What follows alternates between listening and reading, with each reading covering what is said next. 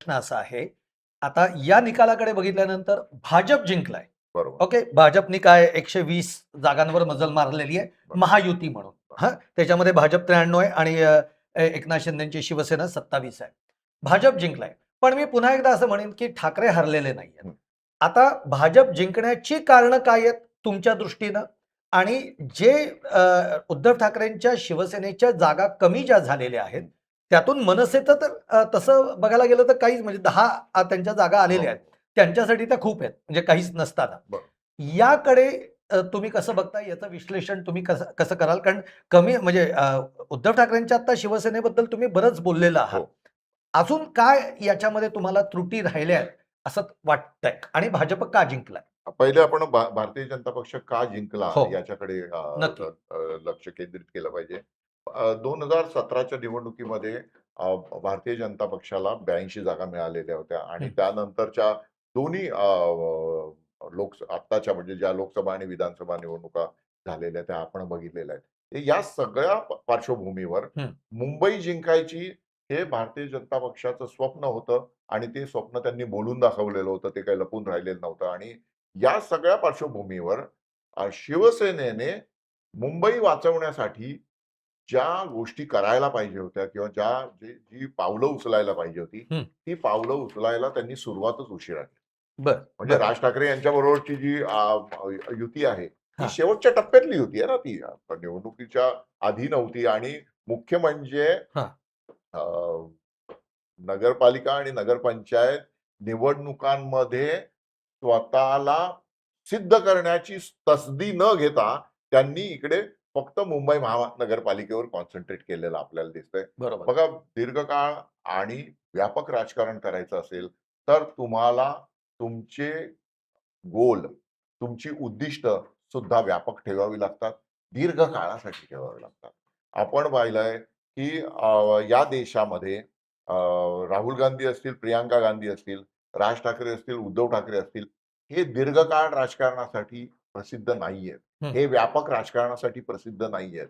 हे त्या म्हणजे जे विरोधी पक्ष त्यांना बोलतायत ते शब्द मी उच्चारू इच्छित नाहीये. परंतु राजकारणामध्ये जेव्हा तुम्ही उतरता तेव्हा वैयक्तिक आयुष्य उरत नाही. आपण शरद पवार, अजित पवार किंवा देवेंद्र फडणवीस किंवा एकनाथ शिंदे यांना काम करताना बघितलंय, या निवडणुकीमध्ये फिरताना बघितलेलं आहे. देवेंद्र फडणवीस जर 29 महानगरपालिकांच्या निवडणुकांसाठी 48 सभा घेऊ शकतात, एकनाथ शिंदे त्यांच्या खालोखाल 38 सभा घेऊ शकतात, अजितदादा पुणे, पिंपरी चिंचवडमध्ये तळ फुकून बसतात. तर अशा पद्धतीचं काम आपल्याला कधीही राज किंवा उद्धव ठाकरे यांच्याकडून दिसलेलं नाही. मी सोडून देतो त्यांची गोष्ट की ते आता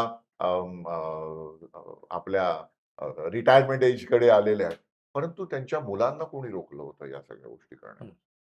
त्यांनी सुद्धा या गोष्टी करायला पाहिजे होत्या. मुंबई पिंजून काढायला पाहिजे होती. वेगवेगळ्या माध्यमातून मुंबईकरांपर्यंत पोहोचायला पाहिजे होतं. दुर्दैवाने या गोष्टी तितक्या मोठ्या प्रमाणात शिवसेनेकडून झाल्या नाहीत आणि त्याच्या उलट आपण पाहिलं की भारतीय जनता पक्ष जो पक्ष नियोजनासाठी प्रसिद्ध आहे, जो पक्ष राजकारणाच्या दीर्घकाळ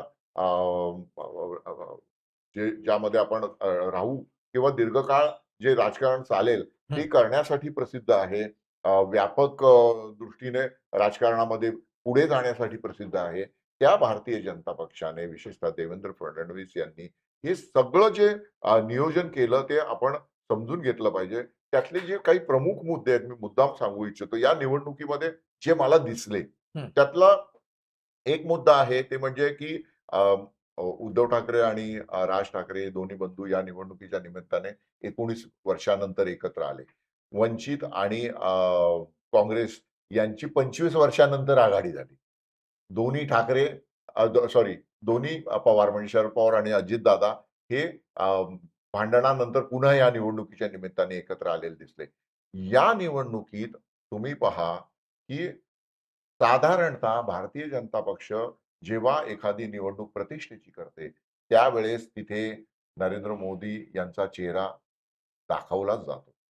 अमित शहा तिथलं सूत्रसंचालन करण्यासाठी जातात.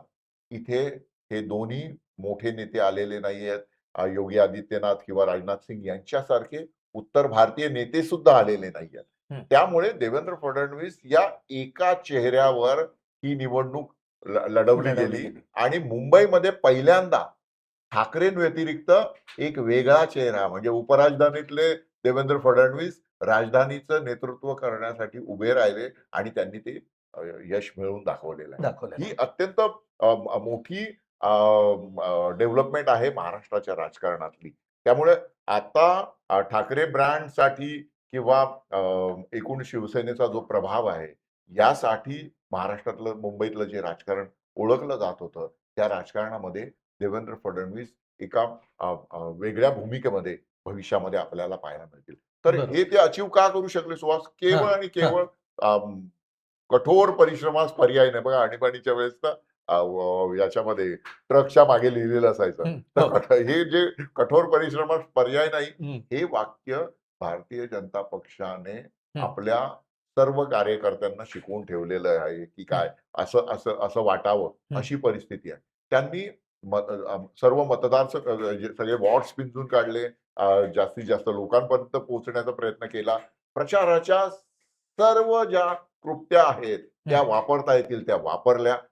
सोशल मीडिया असेल, अत्याधुनिक तंत्रज्ञान असेल, या सगळ्या तंत्रज्ञानाचा वापर करून चांगल्या पद्धतीने आपल्याला स्वतःला प्रेझेंट करण्याचा प्रयत्न केला. आता काही लोकं त्या त्या संदर्भात वेगळ्या पद्धतीची टिप्पणी करताना दिसतायत. परंतु राजकारण म्हणजे काय, युद्धच आहे ना. तुम्हाला सत्ता मिळवायची असते तर तुम्हाला एका टप्प्यापर्यंत तुम्हाला लढाईच करावी लागते ना, अँड एव्हरीथिंग हो, इज पण ती लढाई म्हणजे मुद्दा हो. पुन्हा असा आहे